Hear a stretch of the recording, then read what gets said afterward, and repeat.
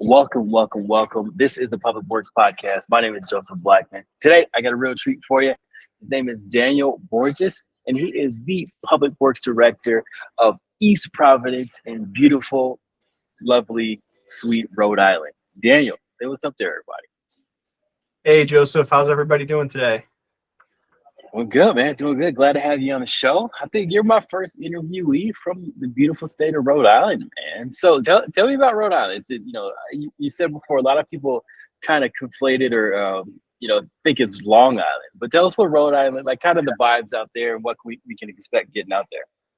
We're the smallest state in the country, but we've got some fantastic beaches. We've got a lot of history, and it's a great little state. So. Love it. Love it. Good stuff. Small but mighty. Yep. All right, Dave, let's dive into it. So you're the Public Works Director of East Providence. I always like to ask the question, give us a snapshot of a random Tuesday. What is Daniel doing all day from the time he gets to the office to the time you clock out? Yeah, that's a great question, Joe. So, it can be pretty much anything all day long. It's, there's always something coming up. So as the Public Works Director, I oversee 8 divisions in the city, everything from our building inspection division to repairing vehicles for the entire fleet of vehicles in the city, engineering, highway, parks division, our public buildings. I maintain all the public buildings and manage those, refuse and recycling, and then our water and sewer divisions. Wow. That's a lot, dude. So, roughly, how many employees do you have in the public works side of things? Yeah, so on our side, we have about 115 employees, and then a few of those divisions are managed by myself. However, we do have some outside contractors that oversee our trash collection, trash and recycling collection, and our sewer system, collection system, and we have a small wastewater treatment facility in the city.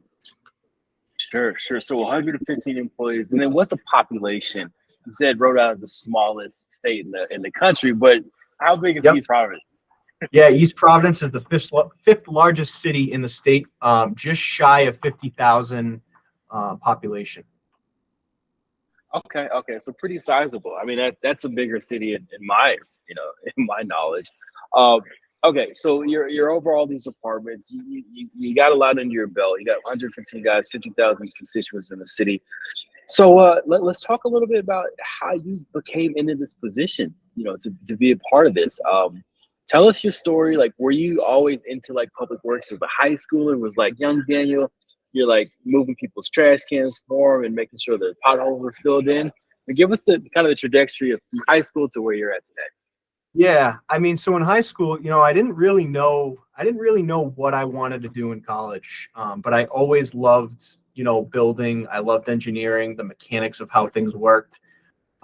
So that's kind of what led me into the civil engineering field. So I went to school for civil engineering, and ultimately, after I left college, I started a job with a construction company doing field and site layout as a project engineer and a field engineer, and I did that for a wastewater treatment facility.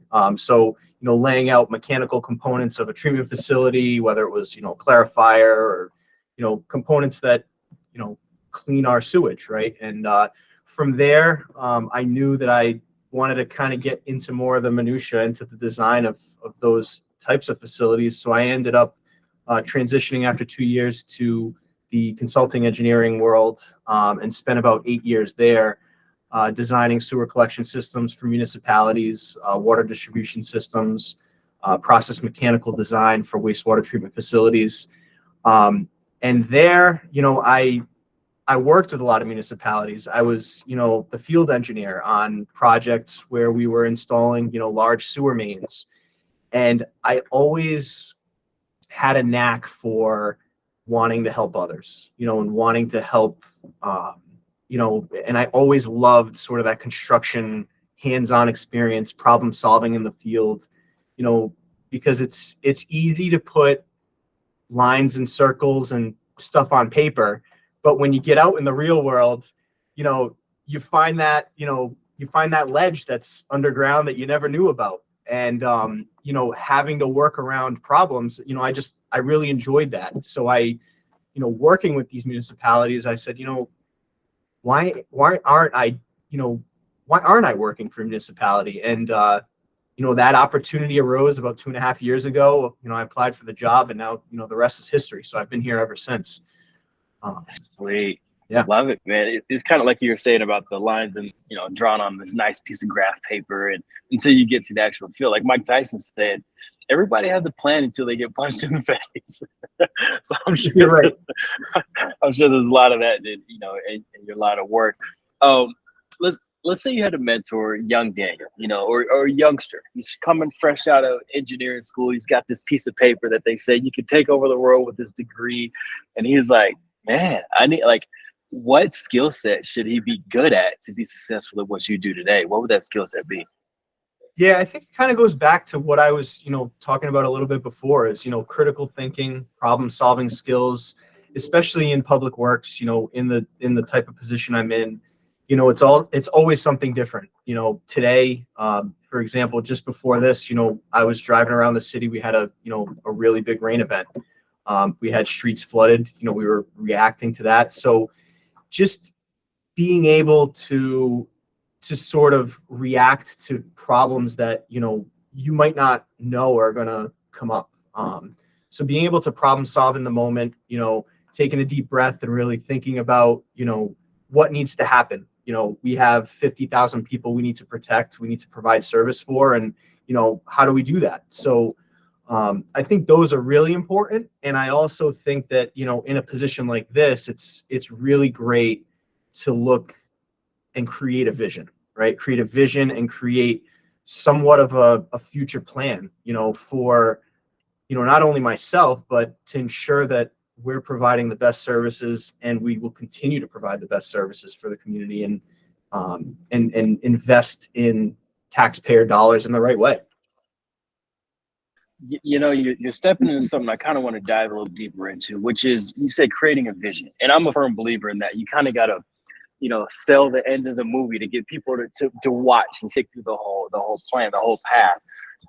So a lot of public works is maintenance. You're literally just making sure that nothing is going wrong. And like, you came from the engineering side, so you've probably seen stuff from design to build it, complete, done, deliver it, you're good to go. But in public works, there's a lot of maintenance. Guys that kind of do the same thing every day, every month, year in and year out. So how do you sell that vision and say, hey, I know you're not going to ever complete this project, but we need to keep good energy about things? Yeah, and you said it perfectly, maintenance, right? And the way, when I came to the city, in a lot of municipalities I had worked with on the private sector, it was always reactionary. It was always waiting for that problem to happen and reacting to it, rather than being prepared. And that's sort of where I credit a lot of my experience on the private sector, in the time I had there, to really bring some of those key components to the city, to be able to come up with an infrastructure plan, to develop our sewer system, invest our money in small spurts rather than waiting for that massive sewer backup to occur. And we're spending millions of dollars repairing something that could have seen preventative maintenance maybe 2, 3, 4 years prior. So that's a huge component of the job, and people don't often see that in the community. And one thing I always like to say is, I came from a utility background, so sewer and water, it's underground. You don't see it. You take it for granted. You flush your toilet and you turn your water on. You drink your glass of water in the morning, and you take it for granted. You don't realize the amount of effort and work that goes into it. And sometimes it's not the sexy about the job. It's really not. But it's what keeps us moving. And my staff and we're here every day to ensure that the people of this city have those services to the best of our ability. Sure. Thanks for answering that for me. All right, so let's talk. Let's talk. You said things that can go wrong. You're kind of waiting around for that fire to happen to go put the fire out. I need a story from you. I tell you, you made your rounds, so I need a story from Daniel on when something went wrong under your watch, what you did to fix it, and then what lessons you learned from that to apply to your future career. Yeah. So again, this will kind of go back to the whole, future planning. In the 2.5 years I've been with the city, and obviously in the most recent, as you might be aware, throughout the country, we're experiencing much more significant storms, whether it's hurricanes, rain events. And not only are they more frequent, but they're more intense. And unfortunately, a lot of our infrastructure was never designed to handle these large events. So, going back to earlier this spring, the city experienced a really severe rain event. We had, I think it was clocked in at about 4.5 inches of rain in like 2 hours.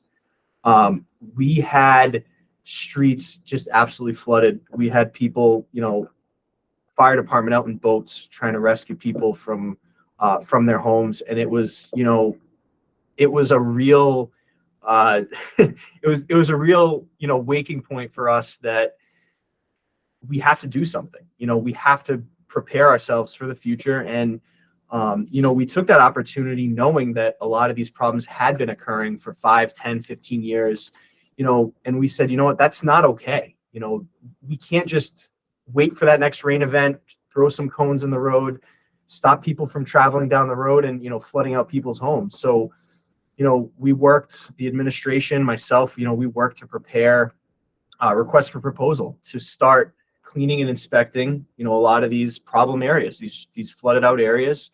And we took cameras down a lot of these lines to determine, if there were defects, if there were, too much sediment in some of the storm sewer.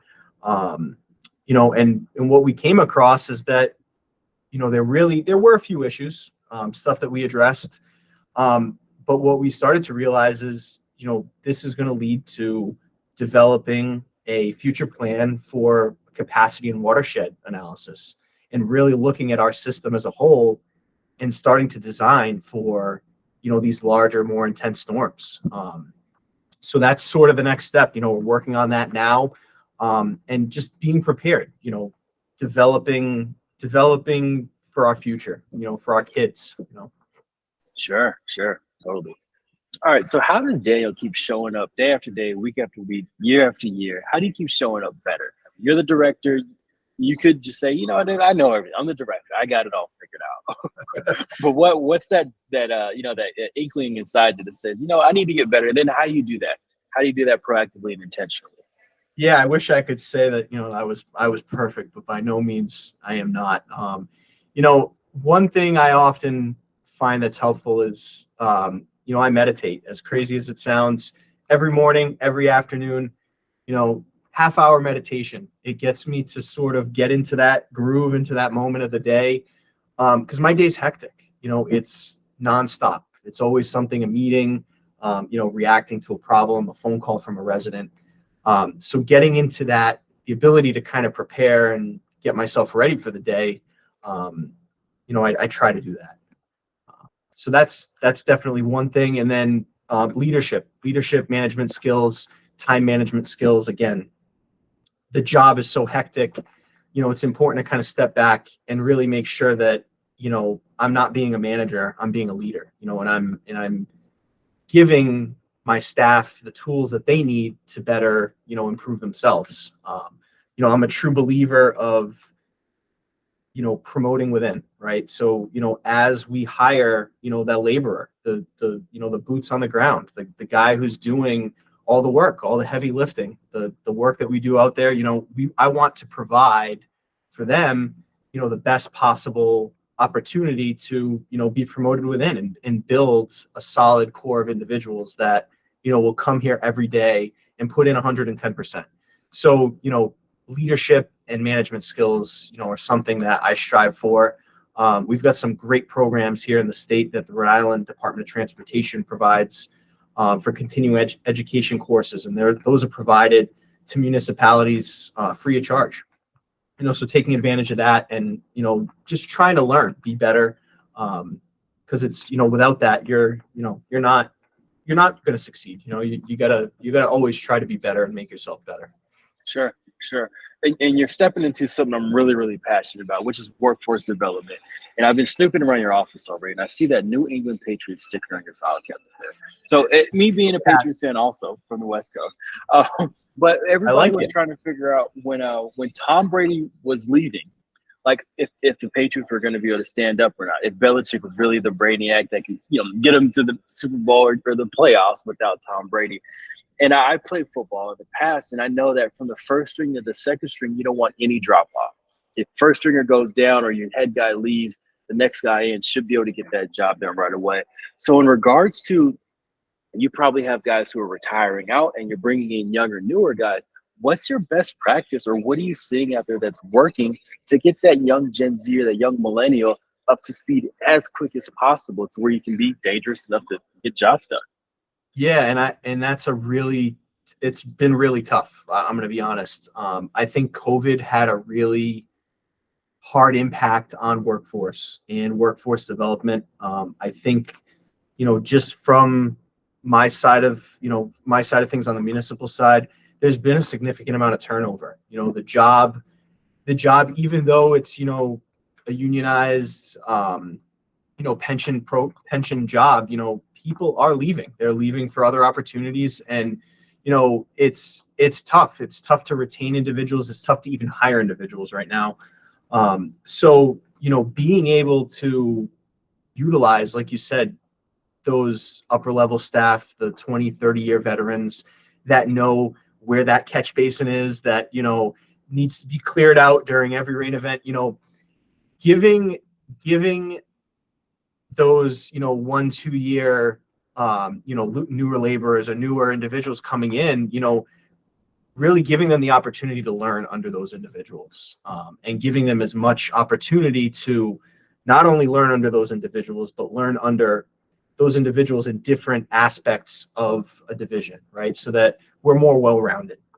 I think being able to know, more about everything is really important, but also having your niche, right? Having a niche is important, and working on the cement crew or working on a catch basin crew, but really being able to learn from those veterans. So we give our staff, as much opportunity as we can to really try to develop and hone in those skills to learn from the people who know everything there is, the intricacies of our city. Sure, sure. Thank you for answering that. All right, so let's talk misconceptions. What's the biggest misconception about a public works director? Let's say I ask somebody that knew you, I'm like, what does Daniel do all day, every day for the city of East Providence? What what would they get wrong in answering that question? Yeah, I think unfortunately, it's easy to pass judgment on, the work that we do, and that we can get it done in, the snap of a finger.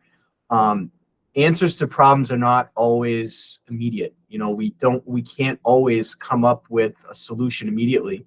And that sort of goes for, just the general resident maybe calling in for an issue, with some like overgrown brush, that's adjacent to, city property, right? I mean, we have 150 miles of roadway. I have about 40 to 50 staff that are, boots on the ground, not office related staff. Boots on the ground. I mean, it's hard. It's hard to catch everything. So, when we get those phone calls saying, this has been like this for 2 weeks, 3 weeks, it's, well, if I didn't know about it, it's hard to get everywhere.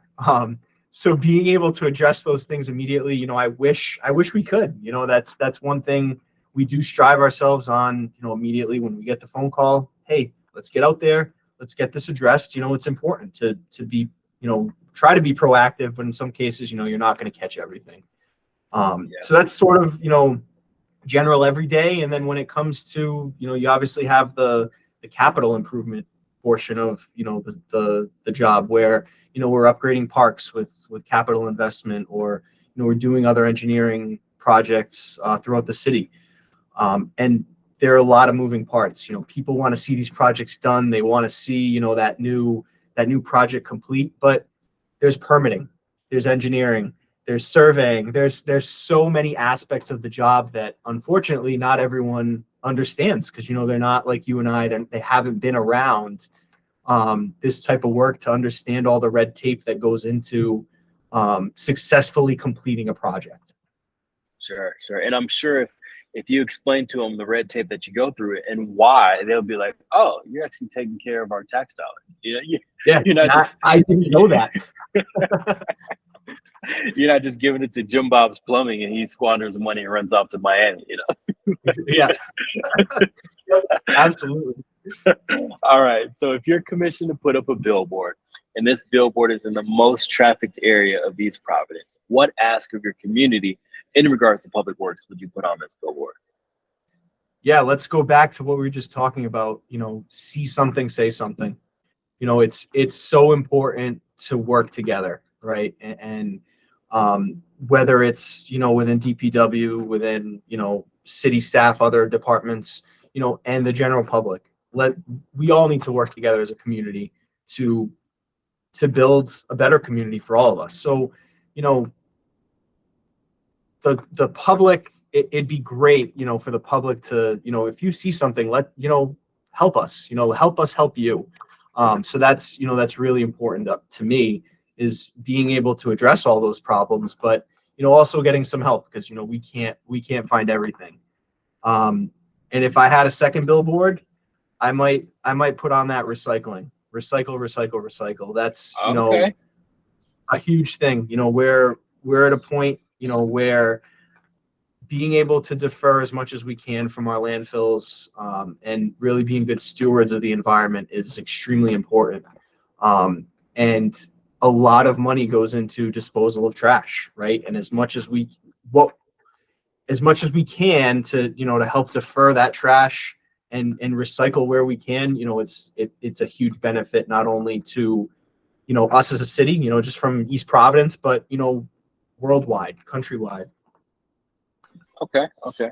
I want to use a little bit of the show to kind of let you think out loud. And reason being is because, let's say, other public works directors, let's say in your area or even across the country, but like, what are some problems that you're currently trying to solve for?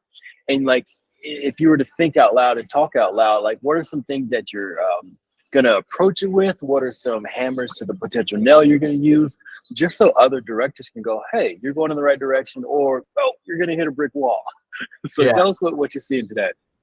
Yeah. I mean, what I'm seeing today is, obviously financials, right? It's difficult to run a city and all aspects of a city, and still be able to accomplish everything we want. So, kind of going back to like future planning, future development, trying to develop a plan to really make a city successful is really important.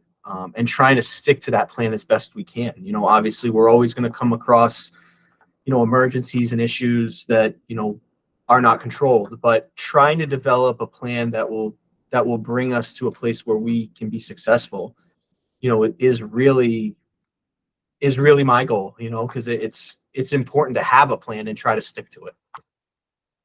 Okay, okay, good stuff.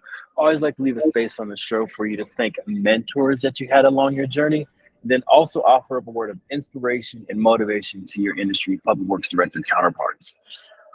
Yeah, I'd like to shout out a professor from college, Mark Valetzos. He was a structural engineering professor. While I never really grasped structural engineering, he had a great, great, great attitude and passion for what he did. And it truly showed me that, I can have a passion for, something different. And while I sort of stuck to more of the environmental engineering components of, my coursework, and really kind of moved into that direction, he sort of showed me, you need to be passionate about what you do to be successful, and you need to be passionate to be able to help others. So, having that passion is important, and bringing that to the table every day, when you come to work, really provides, increased morale and morale boosting to your staff, and trying to push that down, pushing that down to supervisors, and pushing that down to everyday guys, so Gosh, bringing that's that that's a positive. good point. Sorry to interrupt you, but I love No, it not at all. because I was taught, a coach of my football team. He said, "Energy and intensity. You don't have any, fake it, because it still can rub off." And you think about it, like, your professor was passionate about what he did. He's got you passionate about what you're doing, And when you exude that in your workplace, I'm sure it's going to trickle down to a couple guys on your staff. So thanks for making that point. And so now the inspiration and motivation to your public works director counterparts. Yeah, I mean, I think that kind of is it for me, and really showing your staff, that we matter. I mean, we're first responders. We're part of that group of individuals for a reason. While we're not necessarily going to someone's house and saving a life as a paramedic or a police officer, we are first responders in a different way, and really valuing your staff and providing them that positive insight is really important.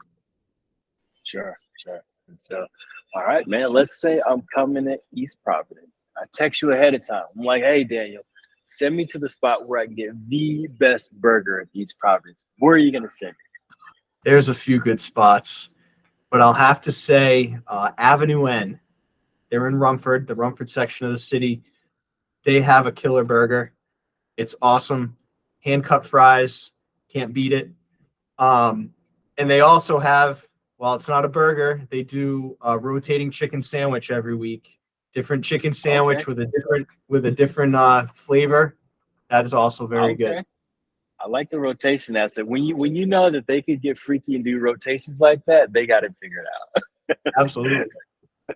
Good stuff, man. Thanks for that. All right, Dave, thank you for hopping on the podcast, man. All the listeners out there, thank you for tuning into the Public Works podcast. Dan, before we get out here, any final words?